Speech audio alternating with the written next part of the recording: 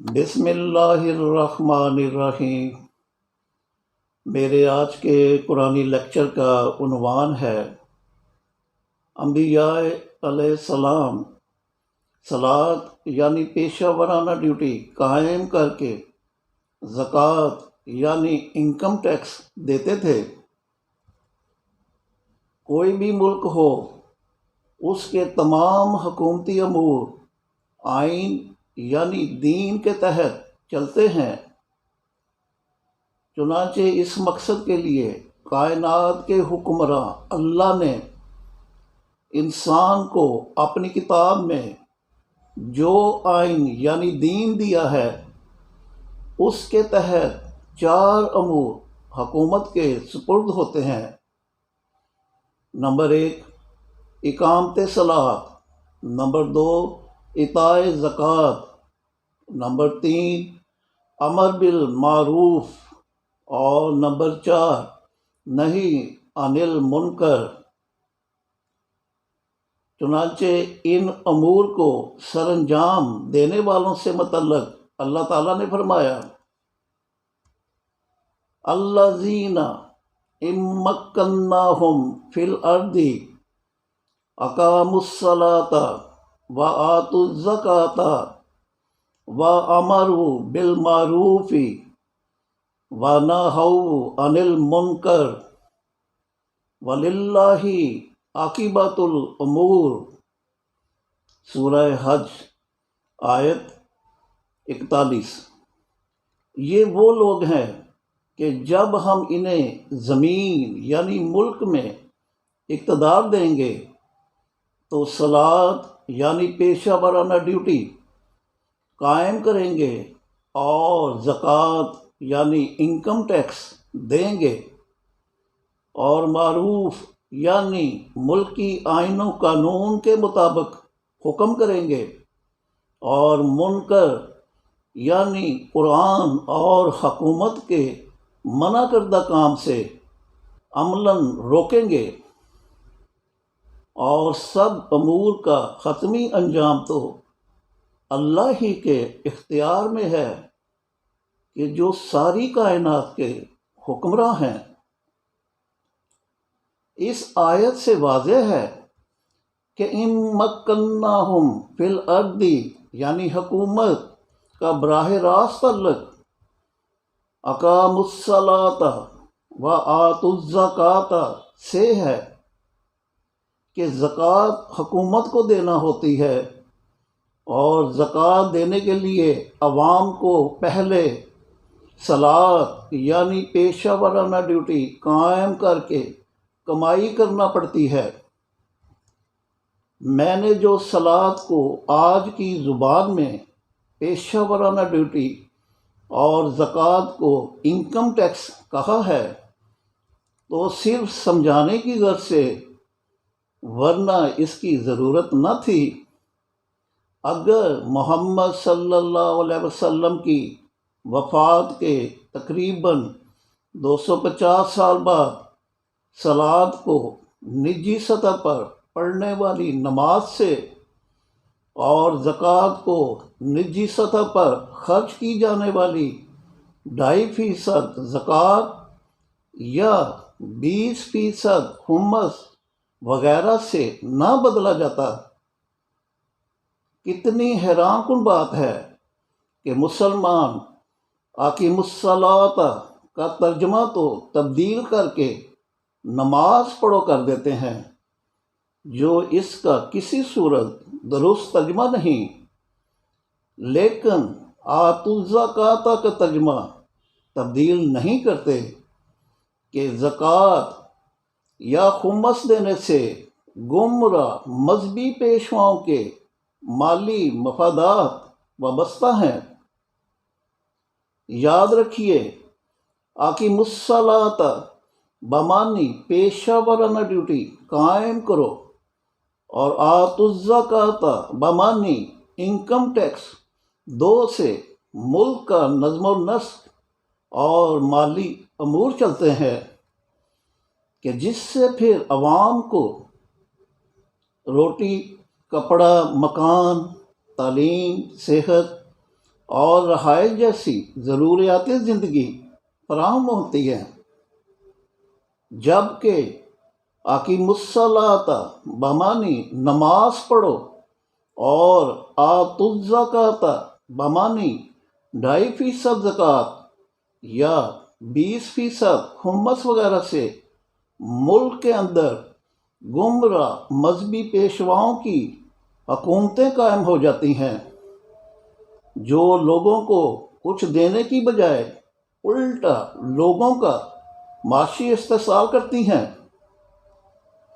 یاد رکھیے، صلاۃ بمانی پیشہ ورانہ ڈیوٹی اور زکوٰۃ بمانی انکم ٹیکس دین یعنی آئین مملکت کے بنیادی اراکین ہیں۔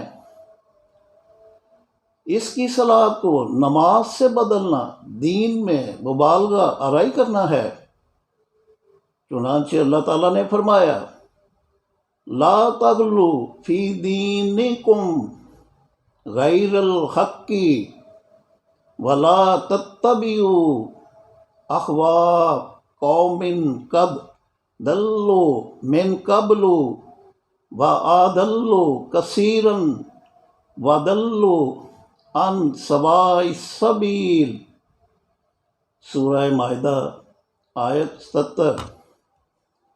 نہ تو خود دین میں مبالغہ آرائی کرو کہ وہ حق کے خلاف ہو جائے، اور نہ ہی ایسی قوم کی خواہشات کا اتباع کرو جو اس سے پہلے خود گمراہ ہوئی اور بہت سوں کو گمراہ کیا اور یوں سیدھے راستے سے بھٹک گئے۔ اس آیت کی روشنی میں دین میں مبالغہ آرائی کرنے والے گمراہ مذہبی پیشواؤں کی حکومتوں کو وہی لوگ ختم کر سکتے ہیں کہ جو ضلالت یافتہ کی بجائے ہدایت یافتہ ہوں، کہ ان کو اپنی رقوم ہرگز نہ دیں، یا وہ حکومت جو پرسنل لاز کو پارلیمنٹ کی منظوری سے پبلک لاز بنا دے۔ اس وضاحت کے بعد اب آئیے آج کے موضوع کی طرف کہ تمام انبیاء علیہ السلام صلاۃ یعنی پیشہ ورانہ ڈیوٹی قائم کر کے زکوٰۃ یعنی انکم ٹیکس دیا کرتے تھے، تاکہ حکومت کا نظم و نسق اور مالیاتی امور چلتے رہیں۔ چنانچہ ابراہیم علیہ السلام، اسحاق علیہ السلام اور یعقوب علیہ السلام کو صلاۃ قائم کر کے زکوٰۃ دینے کا حکم دیتے ہوئے اللہ تعالیٰ نے فرمایا، وَوَهَبْنَا لَهُ إِسْحَاقَ وَيَعْقُوبَ نَافِلًا وَكُلًّا جَعَلْنَا صَالِحِينَ وَجَعَلْنَاهُمْ أَئِمَّةً يَهْدُونَ بِأَمْرِنَا وَأَوْحَيْنَا إِلَيْهِمْ فِعْلَ الْخَيْرَاتِ وَإِقَامَ الصَّلَاةِ وَإِيتَاءَ الزَّكَاةِ وَكَانُوا لَنَا عَابِدِينَ۔ سورہ انبیاء آیات 72 اور 73۔ ہم نے ابراہیم کو اسحاق یعنی بیٹا اور یعقوب یعنی پوتا عطا کیا، اور ان سب کو صالح یعنی سماجی خدمتگار بنایا، اور انہیں امام بنایا کہ ہمارے حکم سے ہدایت یعنی صلاۃ اور انفاق فی سبیل اللہ دیں، اور ہم نے انہیں وحی بھیجی کہ فعل الخیرات یعنی سماجی بہبود کے کام کریں، اور صلاۃ قائم کریں اور زکوٰۃ دیں، اور یوں وہ ہمارے عبادت گزار بندے تھے۔ اسماعیل علیہ السلام کے گھر والے بھی صلات قائم کر کے زکوٰۃ دیتے تھے۔ قرآن نے فرمایا وَاذْكُرْ فِي الْكِتَابِ اسماعیل اِنَّهُ كَانَ صَادِقَ الْوَعْدِ وَكَانَ رَسُولًا نَبِيًّا وَكَانَ يَأْمُرُ أَهْلَهُ بِالصَّلَاةِ وَالزَّكَاةِ وَكَانَ عِندَ رَبِّهِ مَرْضِيًّا۔ سورہ مریم آیات 54 اور 55۔ اور ذکر کرو کتاب میں اسماعیل کا، بے شک وہ وعدے کا سچا تھا اور رسول نبی تھا، اور اپنے گھر والوں کو صلاۃ اور زکوٰۃ کا حکم دیتا تھا، اس وجہ سے وہ اپنے رب کے ہاں پسندیدہ تھا۔ عیسیٰ علیہ السلام کو بھی صلاۃ قائم کر کے زکوٰۃ دینے کی تاکید کی گئی تھی۔ قال انی عبد اللہ آتانی الکتاب وجعلنی نبیا وجعلنی مبارکا اینما کنت واوصانی بالصلاۃ والزکاۃ ما دمت حیا۔ سورہ مریم آیات 30 اور 31۔ بچہ یعنی عیسیٰ ابن مریم بولا بے شک میں اللہ کا بندہ ہوں، اس نے مجھے کتاب دی اور مجھے نبی بنایا، اور اس نے مجھے مبارک یعنی لوگوں کے لیے فائدہ مند بنایا جہاں کہیں میں رہوں، اور مجھے صلاۃ اور زکوٰۃ کی تاکید کی جب تک میں زندہ رہوں۔ اہل کتاب کو بھی صلاۃ قائم کر کے زکوٰۃ دینے کا حکم دیا گیا تھا۔ قرآن میں ہے وَمَا أُمِرُوا إِلَّا لِيَعْبُدُوا اللَّهَ مُخْلِصِينَ لَهُ الدِّينَ حُنَفَاءَ وَيُقِيمُوا الصَّلَاةَ وَيُؤْتُوا الزَّكَاةَ وَذَلِكَ دِينُ الْقَيِّمَةِ۔ سورہ بینہ آیت 5۔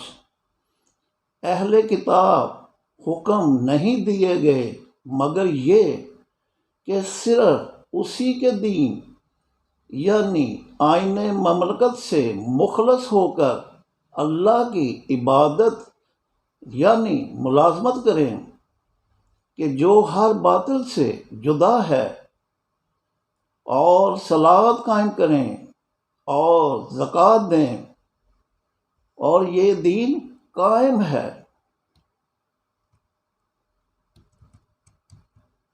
بنی اسرائیل سے بھی صلاۃ قائم کر کے زکوٰۃ دینے کا عہد لیا گیا تھا۔ سورہ بقرہ کی آیت 83 میں اللہ تعالیٰ نے فرمایا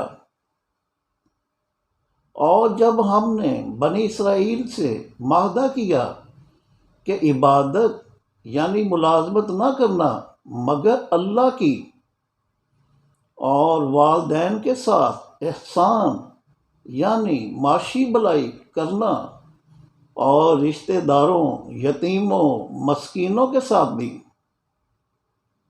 اور لوگوں کو بھی حسنہ یعنی معاشی بھلائی کا کہنا، اور صلاۃ قائم کرنا اور زکوٰۃ دینا، مگر تم میں سے چند کے سوا باقی سب اس معاہدے سے پھر گئے، اور تم تھے ہی اعراض یعنی معاہدہ توڑنے والے۔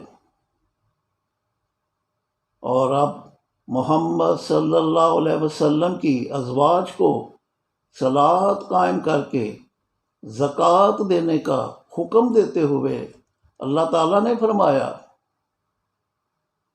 وَآقِمْنَ الصَّلَاةَ وَآتِينَ الزَّكَاةَ وَآتَيْنَ اللَّهَ وَرَسُولَهُ إِنَّمَا يُرِيدُ اللَّهُ لِيُذْهِبَ عَنْكُمُ الرِّجْسَ أَهْلَ الْبَيْتِ وَيُطَہِّرَکُم تطہیرا۔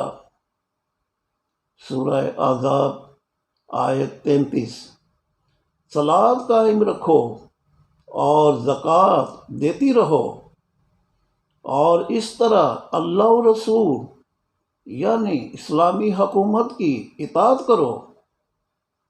اے نبی کی اہل بیت، بے شک اللہ یہ چاہتا ہے کہ تم پر سے رجس یعنی خیالات کا گدلا پن دور کر دے اور تمہیں ایسا پاک کرے کہ پاک باز ہو جاؤ۔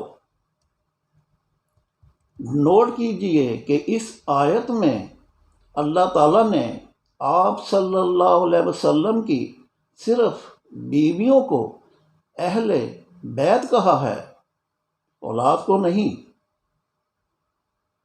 آج کا لیکچر یہیں تک، شکریہ۔